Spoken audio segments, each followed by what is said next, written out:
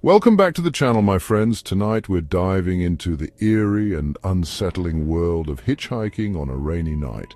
We've got three true, terrifying accounts lined up for you tonight. Stories that will make you question everything you thought you knew about the kindness of strangers and the safety of the open road.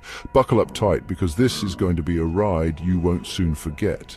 These are not just stories, but true accounts that will send chills down your spine. So buckle up and prepare for a terrifying ride. Our first story takes us to the lonely backroads of rural Pennsylvania, where a young man named David found himself driving home alone late one stormy night. The wind howled outside his car, and the rain hammered against the windshield, blurring the world into an indistinguishable mess of darkness and swirling water. David was exhausted, his eyelids heavy with fatigue, but he pushed on, eager to reach the warmth and safety of his own home.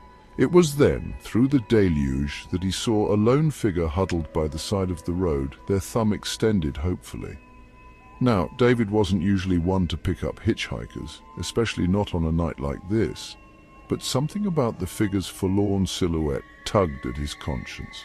He slowed the car to a stop, rolling down the window just enough to speak over the roar of the wind. "Need a lift?" he called out, his voice barely audible above the storm. The figure slowly raised their head, and David saw the pale, gaunt face of a young woman. Her eyes, wide and dark, seemed to glisten in the faint glow of the headlights. She nodded silently, her lips a thin, tight line. David popped the lock, and the woman climbed into the passenger seat, bringing with her the chill of the storm. She didn't speak, didn't even offer a word of thanks, just clutched a worn leather satchel close to her chest and stared straight ahead. David tried to make small talk, but the woman's silence was unnerving. Every time he glanced in her direction, he found her staring ahead, her face an impassive mask. The only sound in the car was the rhythmic swish of the windshield wipers and the low hum of the engine. Miles turned into miles, and still the woman remained silent. David began to feel a knot of unease tightening in his stomach. He couldn't shake the feeling that something wasn't right. He stole another glance at the woman. Her gaze was still fixed on the road ahead, but now David could have sworn he saw a faint ethereal glow emanating from her skin. Suddenly, the woman turned her head, her dark eyes locking onto David's. "Turn here," she whispered, her voice a dry, raspy whisper. David, his heart pounding in his chest, obeyed. He steered the car onto a narrow gravel road, the headlights barely penetrating the thick darkness that enveloped them. The road was unfamiliar, leading deeper into the desolate countryside. "Where are we going?" David asked, his voice tight with apprehension. The woman didn't answer. She simply pointed to a dilapidated wooden cabin barely visible in the distance. David's foot hovered over the brake pedal. He couldn't explain it, but an overwhelming sense of dread washed over him. He decided to trust his gut. "I'm sorry," he said, his voice trembling slightly. "I can't take you any further."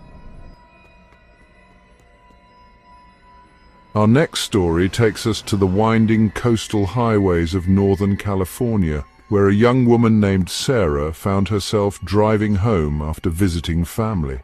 The air was thick with the salty tang of the ocean, and a dense fog had rolled in, blanketing the road in an eerie silence. Sarah, usually a confident driver, felt a prickle of unease as she navigated the fog-choked highway. Visibility was low, and the silence, broken only by the rhythmic thud of the windshield wipers, was unnerving. As she rounded a particularly sharp bend, her headlights illuminated a lone figure standing by the side of the road. It was a man, tall and lanky, wearing a dark trench coat that seemed to blend into the surrounding fog. Sarah hesitated for a moment, debating whether to stop. She'd always been wary of picking up hitchhikers, but something about the man's solitary figure tugged at her heartstrings. She pulled over a safe distance ahead and rolled down her window, the sound of the engine a welcome intrusion in the heavy silence. "Do you need a ride?" she called out, her voice tight with a mixture of caution and concern. The man slowly turned his head, and Sarah was met with a face that sent a shiver down her spine. It was a face devoid of any discernible emotion, pale and gaunt, with deep-set eyes that seemed to bore into her soul. He nodded curtly, his lips pressed into a thin, hard line.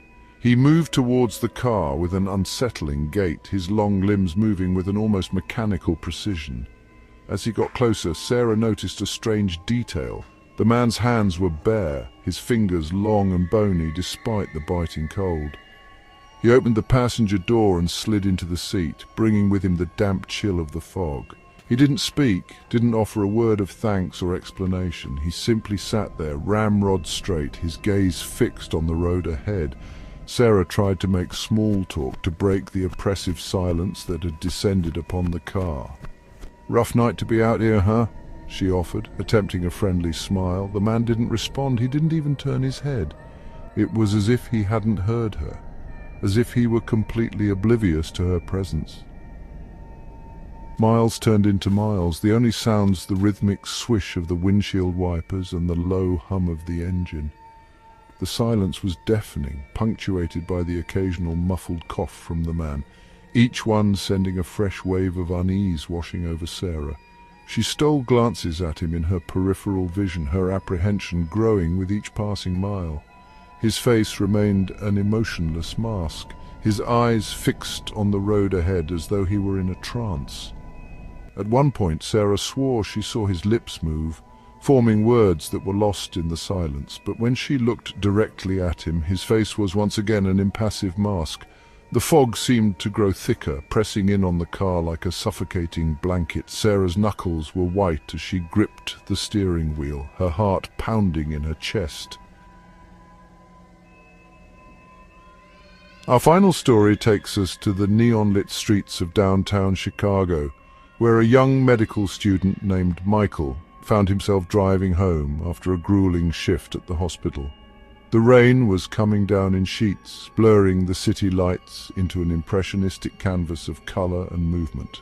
Michael, exhausted but wired from the adrenaline of the ER, navigated the slick streets, his thoughts a jumble of medical charts and worried faces. He was about to turn onto the expressway when he spotted a woman standing on the corner, her hand outstretched, her figure illuminated by the harsh glare of a streetlight. She was young, maybe in her early 20s, dressed in a simple sundress that clung to her slender frame, her dark hair plastered to her head by the relentless rain. Even from a distance, Michael could see the desperation in her eyes. He hesitated for a moment, debating whether to stop. It wasn't safe to pick up strangers, especially in this part of the city, especially not on a night like this. But something about the woman's vulnerability tugged at his heartstrings. He pulled over, rolling down the window just enough to speak over the drumming of the rain. "Where are you headed?" he asked, his voice a mixture of caution and concern. The woman turned her head, and Michael was struck by the sheer terror in her eyes. "Please," she whispered, her voice trembling. "Just get me out of here, please." Something about her tone, the raw panic in her voice, erased any lingering doubts Michael might have had. He unlocked the door, and the woman practically threw herself into the passenger seat. She was shaking uncontrollably, her teeth chattering, her eyes darting nervously around the car as if searching for something. Thank you," she mumbled. "You saved my life." Michael tried to reassure her, but the woman's fear was palpable. "It's okay. You're safe now," he said. "Just tell me what happened. Where do you need to go?" The woman took a deep breath. "I was at a party a few blocks from here, and then everything went wrong. There were these men. They were following me. I knew I had to get out of there." Michael listened intently, his mind racing. He'd seen his fair share of trauma working in the ER, but there was something about the woman's terror that sent chills down his spine. "Don't touch me!" she hissed, her voice filled with a sudden primal fear. "They're coming. I know they're coming." Michael looked around, his heart pounding in his chest. The street was deserted, the only movement the relentless rain and the swaying branches of the trees lining the sidewalk. "Who's coming?" he asked, his voice tight with apprehension. The woman shook her head, her eyes wide with terror. "I don't know," she whispered, "but they're out there. I can feel it." She suddenly grabbed his arm, her grip surprisingly strong. "Turn here," she hissed, pointing to a narrow alleyway between two buildings. "They won't follow us in there." Michael hesitated, his better judgment screaming at him to get out of there, to drive to the nearest police station. But the woman's terror was contagious. He turned the wheel sharply, guiding the car into the darkness of the alleyway. The alley was narrow and poorly lit, the air thick with the stench of garbage and stale urine. The car's headlights bounced off the graffiti-covered brick walls. "We need to get out of here," Michael said. He put the car in reverse, but the engine sputtered and died, plunging them into darkness. He tried the ignition again, but the only sound was a sickening click. "What's happening?" the woman shrieked. Michael ignored her, frantically trying the ignition again and again, but the engine wouldn't turn over. He swore under his breath. They were trapped. "They're here," the woman whispered. "I can feel them." Michael turned to look at her, his heart pounding in his chest. Her eyes were wide with terror, her gaze fixed on something behind him. He slowly turned his head. The alleyway was empty. "There's no one there," he said. "It's okay, we're—" But before he could finish, the woman screamed, a blood-curdling sound that echoed through the narrow alleyway. Michael spun around. The passenger seat was empty. The woman was gone. Michael stumbled out of the car, his legs shaking, his mind reeling. He searched the alleyway, but there was no sign of the woman. It was as if she had vanished into thin air. He stood there for a moment, rain soaking through his clothes. He couldn't explain it. 1 minute she was there, terrified, clutching at him, and the next, gone. As the shock began to wear off, a cold dread settled in the pit of his stomach. He had a feeling he would never forget the woman's terror, her chilling premonition, and her sudden, inexplicable disappearance. So there you have it, 3 chilling tales of hitchhikers on rainy nights, each one a stark reminder that not every encounter ends with a friendly wave goodbye. These stories, as unsettling as they are, serve as a chilling reminder to be cautious, to trust your instincts, and to remember that sometimes the safest journeys are the ones we make alone. Thank you for joining us on this spine-chilling journey. If you enjoyed these stories, don't forget to like, subscribe, and hit the bell icon for more terrifying tales. Drive safe, and remember, not every hitchhiker is what they seem.